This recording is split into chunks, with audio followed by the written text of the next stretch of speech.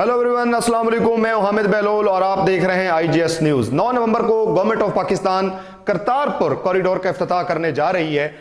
इमरान खान साहब जो पाकिस्तान के प्राइम मिनिस्टर हैं और रियासत के दीगर जिम्मेदारान करतारपुर कॉरिडोर का इफ्तिताह करेंगे।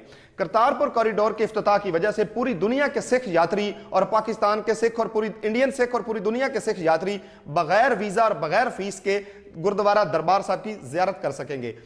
72 साल के बाद कायद आज़म मोहम्मद अली जिन्ना का जो फरमान था कि पाकिस्तान एक ऐसी रियासत है जिसमें तमाम अकलियतों को मुकम्मल मजहबी आज़ादी और तहफ़्फ़ुज़ हासिल है, उसके ऊपर गवर्नमेंट ऑफ पाकिस्तान के इस इकदाम से मोहर सब्त हो गई है कि पाकिस्तान में तमाम रहने वाली अकलियतें जो हैं वो मुकम्मल मजहबी आज़ादी के साथ अपनी रसूमात अदा कर सकती हैं। करतारपुर मंसूबा जो है, करतारपुर बॉर्डर मंसूबा जो है वो साबिक भारतीय क्रिकेटर नवजोत सिंह सिद्धू की रिक्वेस्ट पे शुरू किया गया और गवर्नमेंट ऑफ पाकिस्तान ने इसको बहुत ही कम वक्त में और बड़े कलील मुद्दत में इसको कंप्लीट किया।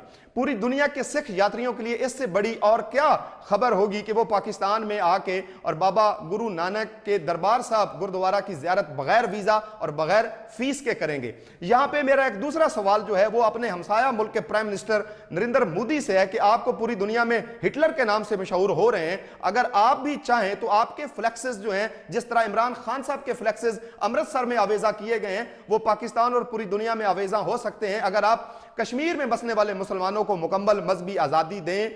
आप याद रखें कि इंसान जिंदा नहीं रहते, इंसान के इंसानियत के लिए किए जाने वाले काम जिंदा रहते हैं। जंगी जनून से निकलिए, मनफी रवैये छोड़िए, आगे बढ़िए और इमरान खान और पाकिस्तान की गवर्नमेंट की तरह इस तरह के इकदाम करें कि जिस तरह इमरान खान के अमृतसर में पोस्टर और फ्लेक्सेस अवेजा किए गए हैं, कश्मीरी मुसलमान भी आपके हक में वहां पे फ्लेक्सेस लगाएं, उनको भी मुकम्मल मजहबी आजादी और तहफ़्फ़ुज़ जो है वो मुहैया करें ताकि दो एटमी ताकतें जो हैं वो मुस्बत सिमत में आगे बढ़ सकें। बहुत शुक्रिया।